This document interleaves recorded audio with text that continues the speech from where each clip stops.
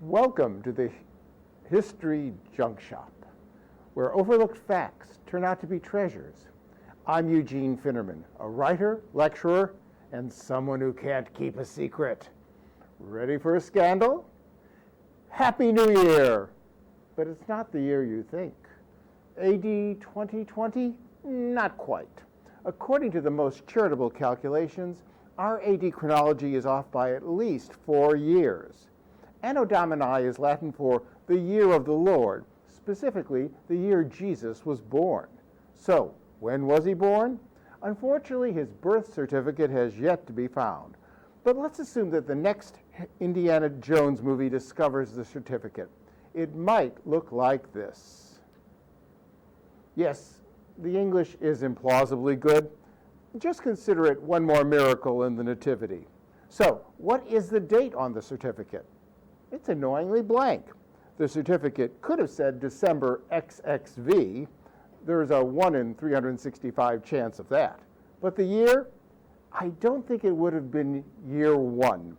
Mary might have asked for it, but the town clerk of Bethlehem was used to Jewish mothers. What would have been the recorded year? The scholars among you might suggest the Jewish chronology. So that might be the year 3761. That is an excellent guess, but the Jewish chronology would not be established until 11 centuries later. No, the common practice would have been to identify the date by the reign of the local king. The chronology is called Regnal. 2 of the Gospels date Jesus' birth as during the reign of an endearing fellow named Herod.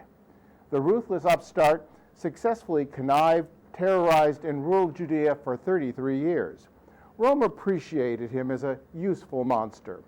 As FDR said of one Central American tyrant, "He may be a son of a bitch, but he's our son of a bitch." Augustus said as much about Herod.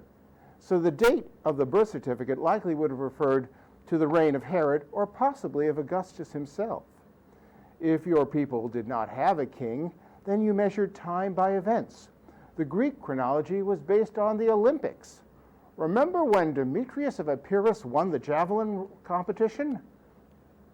But was there a less idiosyncratic chronology, a politically neutral measurement of time? Back then, people could not even agree on the definition of a year. Lunar calendars? Well, that's obvious choice. Month, moon, that's not a coincidence. But 50 years before the birth of Christ, there had been a major advance in measuring time. Alexandria, Egypt was the Silicon Valley of antiquity. Greek science, Babylonian mathematics, and lots of Egyptian sun. The right minds, measurements, and climate for a solar calendar. It was far more precise than the traditional lunar calendar. When Julius Caesar was in Alexandria, he picked up both Cleopatra and the solar calendar. Until that time, Rome's year was calculated as 355 days long, and the new year started in March. That was the first suitable month for military campaigns, and what better way for a Roman to start the year? Julius Caesar was not particularly deferential to the Republic and its old calendar. He imposed himself and the solar calendar, the Julian calendar, on the Roman Empire. The new year, all 365 days, would begin in January. Unfortunately, Julius did not make it past that March, the Ides of it. His calendar lasted longer, 16 centuries without a change. With this new precise year, historians now had a reliable measure of time. In the wake of Caesar's death, Rome succumbed to civil war. His great-nephew Octavian would eventually win, and to help legitimize his rule, he sponsored a new chronology. Interpolating history and legend, this chronology dated back to the founding of Rome. Ab urbe condita, from the city's founding. Its year 1 would correspond to our 753 BC. Time would begin with Rome, at least the only time that mattered. Augustus, as Octavian had changed his name, liked the idea, and this AUC would be the empire's official system. The empire now also had emperors, but the regnal system in Rome was unreliable because so was the emperor's lifespan. Assassination was rather predictable. In its 5 centuries, the Roman Empire had 80 emperors, so the AUC chronology was considerably more stable. In the 1078th year AUC, alias 325, under the protection of the Emperor Constantine, Christians had emerged from the catacombs and were now at each other's throats. As emperor and referee, Constantine summoned a church council to his palace in Nicaea, trying to get the various factions to concur on anything. Yes, the council agreed that there was a trinity. No, the clergy did not have to be celibate. That decision would be raised again. And there was the matter of scheduling Easter. Traditionally, Easter was based on the Jewish Passover. It was the gospel, literally. But there were those who distrusted a reliance on the Jewish calendar. What if the Jews deliberately sabotaged the timing of Passover to embarrass the Christians? Constantine agreed. His church should be self-reliant. If Jews could figure out those lunar convolutions for Passover, certainly the Christians could do the same for Easter. The emperor ordered that Easter would be celebrated after the first full moon following the spring equinox.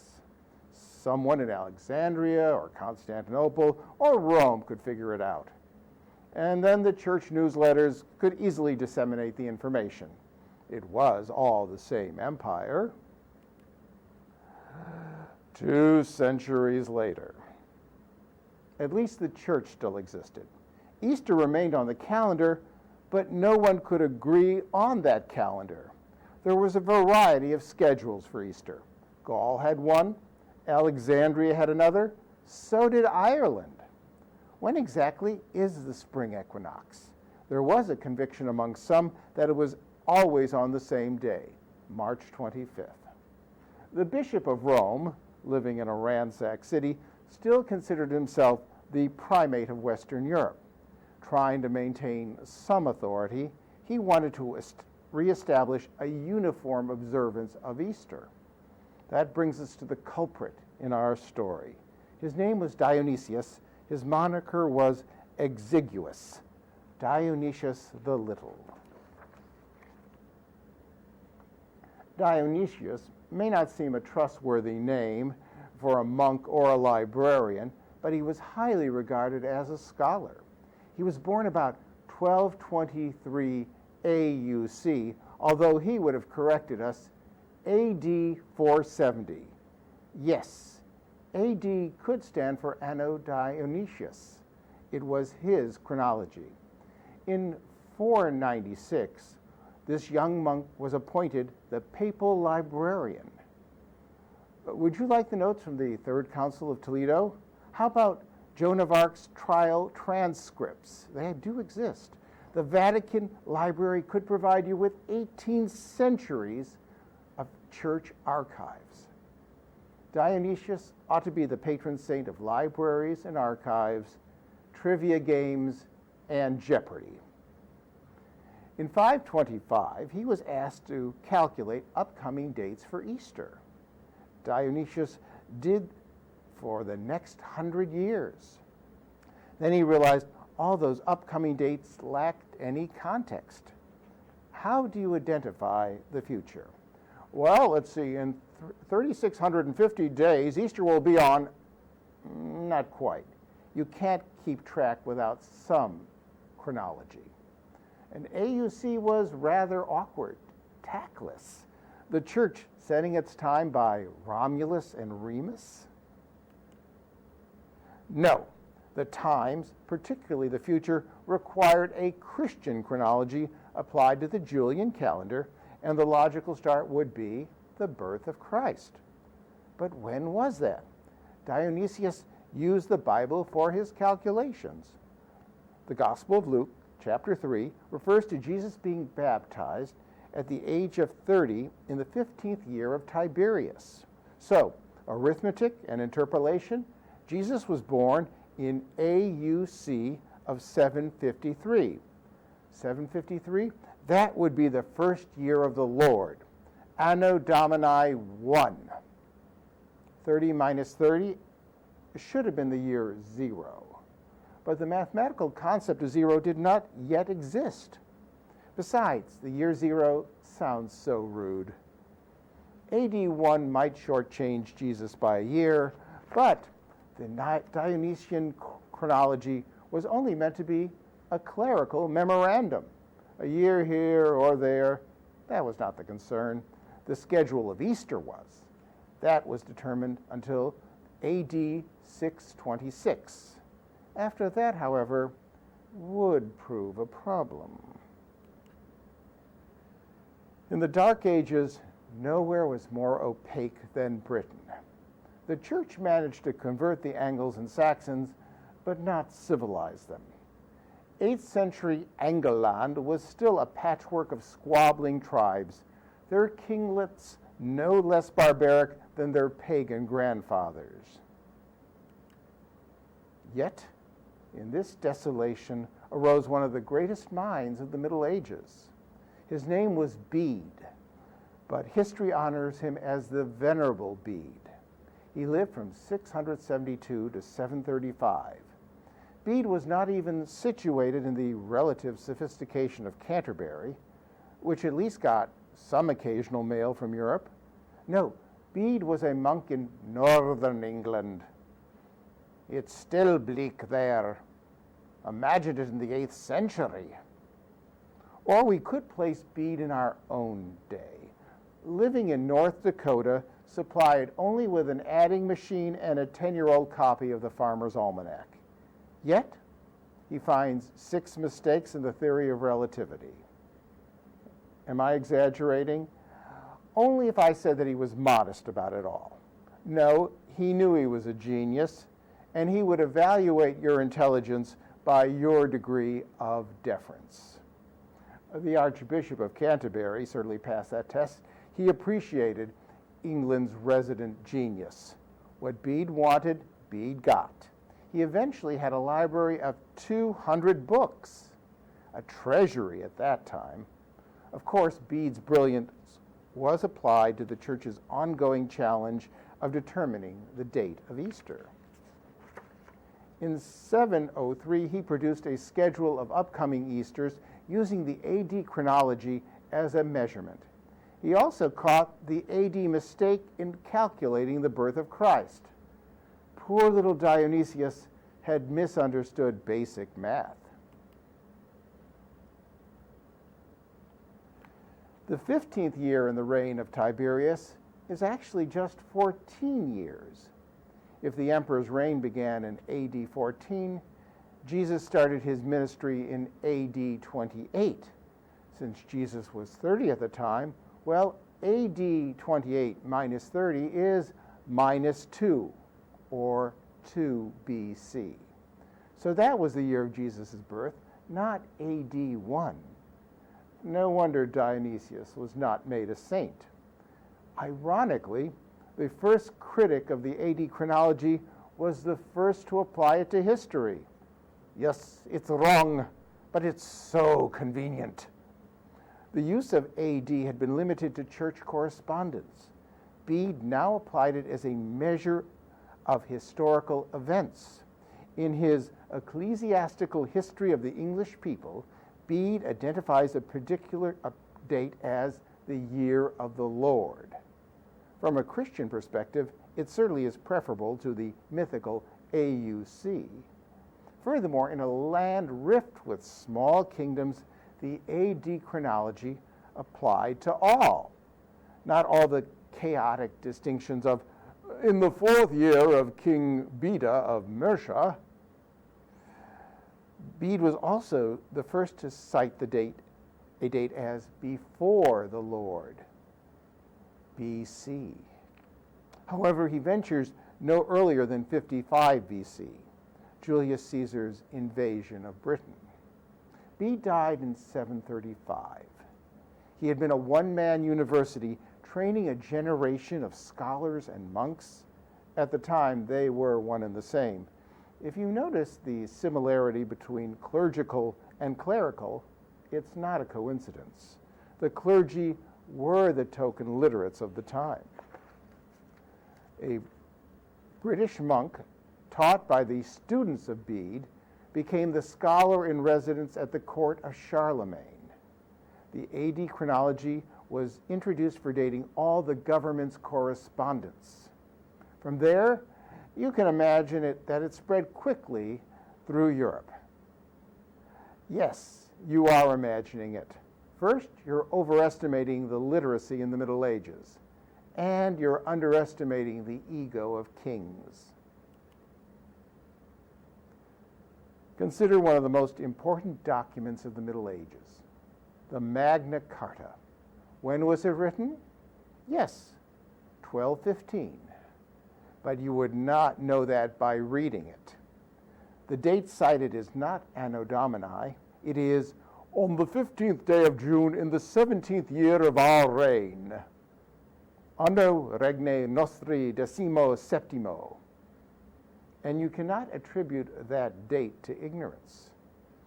The charter was written by Stephen Langton, Archbishop of Canterbury. He certainly was familiar with the AD chronology, but it was not the practice in England. And for once, you can't blame wicked King John. The Regnal year would remain England's official chronology for another 2 centuries. By the 17th century, in Britain's Parliament, Anno Domini had certainly superseded the Regnal year, particularly in this case. The death warrant of Charles I does not say, in the 24th and very last year of Charles I. Oliver Cromwell was never known for his impish sense of humor. This decree clearly identifies the date as AD. In the 17th century, AD of course, science had begun its renaissance. Astrology was becoming astronomy. However, astrology was still subsidizing the research. Consider Johannes Kepler, 1571 to 1630, the pioneer of astronomy and now the namesake of spaceships. At the court of the Holy Roman Emperor, Kepler was the imperial mathematician. That is the pretentious way of saying the court astrologer. The purpose of astronomy, which Kepler called celestial mechanics, was to show, quote, that the celestial machine is not so much a divine organism, but a clockwork. So much for my German accent. In pursuing this research, Kepler becomes part of our story. The year we will begrudgingly call 1604 saw an astronomical phenomena. The rare proximity of Mars, Jupiter, and Saturn in the night sky gave the appearance of a new star. Of course, Kepler recognized it for what it was worth, or a planetary conjunction. But he wondered if the Star of Bethlehem was also such a conjunction. Historical records had recorded similar phenomena. Kepler saw a pattern, the celestial clockwork, and he was able to calculate the cycles of Mars, Jupiter, and Saturn, and when they seemed to merge. Guess what? One of these spectacular conjunctions had occurred in 6 BC. If following that light in the heavens, the Magi found an infant, then Jesus had to be born in 5 or 6 BC. So much for AD 1. In that year, Jesus would have been halfway to his bar mitzvah. In 1614, Kepler presented his findings in De vero anno quo aeternas Dei filias humanum naturam utero benedictae virginis Mariae accept sub. What a catchy title. If you're still awake, let me translate. Concerning the true year in which the Son of God assumed a human nature in the uterus of the Blessed Virgin Mary. Kepler was emphatically clear that he was not questioning the Bible or any theological point, just a matter of 6th century bookkeeping. However, the church seemed surprisingly tolerant about this news, this discrepancy. Why? It already knew. At least the Jesuits did. The 17th century Jesuit, James Bond with a PhD, equally adept at plotting coups and establishing universities. Of course, the Jesuits were fluent in Latin and ancient Greek. In 1605, one such killer scholar, Lawrence Suliga, if you must know, discovered some historical discrepancies while reading ancient texts. Let's see. Herod the Great had died in the year that would be the equivalent of 4 BC. Since Jesus was born in Herod's reign, well, that is awkward. Furthermore, the Gospels say that Herod ordered the massacre in Bethlehem of boys as old as 2 years old. That would indicate the age of Jesus at the time. So Jesus was born at least 2 years before Herod's death. That would mean 6 BC. This research was published in 1605, but you know Jesuits, it was not supposed to spread beyond the faculty lounge. However, at least one German astronomer was familiar with the research. Kepler's book prudently included it in its references. The church was not going to attack what it tacitly accepted, so long as Kepler remained discreet. Fortunately, his book was so technical and tedious, it was not a bestseller. And now for our hero. This would be the Tom Hanks role. Imagine being remembered for the most stupid thing you ever said. And I mean remembered. 3 centuries later, people would still be mocking you. That is the pathetic legacy of James Ussher, who lived from 1581 to 1656. He's the one who said that the universe was created in October 4004 BC. Please stop your sneering. He was not a village idiot or a charlatan, but a highly respected scholar and Anglican clergyman. However preposterous his calculation now seems, it was a painstaking interpolation of history and the Bible. His chronology was the culmination of 4 years of research. Ussher was so diligent that he would not trust the Greek or Hebrew translations of the Bible. He went back to the original Hebrew. The polyglot Ussher was also using the works of Greeks and Roman historians to weave the pagans' chronology with the Bible's. Finished in 1654, his Annals of the Old and New Testament, published in Latin, of course, was in fact an unprecedented work of scholarship. Until Ussher, ancient history had no precise chronology. Yes, theater goers knew that Julius Caesar died on March 15th, but the exact year was a guess. When did Alexander the Great live? You'd think that scholars would know. They didn't. History since Anno Domini had a defined order, but before Christ was a vague progression. Well, let's see, we know Ramses comes before Cyrus, who comes before Hannibal, but that's quite vague. Ussher changed that, and with a precise degree of accuracy. Battle of Marathon? Why, that was 490 BC. He was also the first true chronicler of ancient history. Being a clergyman, an archbishop no less, Ussher regarded the Bible as an infallible historical work. So his chronological interpretation would extend to the beginning of history and I do mean the beginning. If you take the Bible literally, then Ussher's calculation cannot be faulted. The universe was created in 4004 BC. For more than 2 centuries, no one questioned Ussher's chronology. His work was regarded with reverence. He's the one quoted in Inherit the Wind. Unfortunately, Bishop Ussher now is best remembered for his worst assertion, not his genuine and lasting contributions to scholarship. However, Ussher was quite clear about the year when Jesus was born, 4 BC. And what was the reaction to this startling revelation? A nod and a shrug.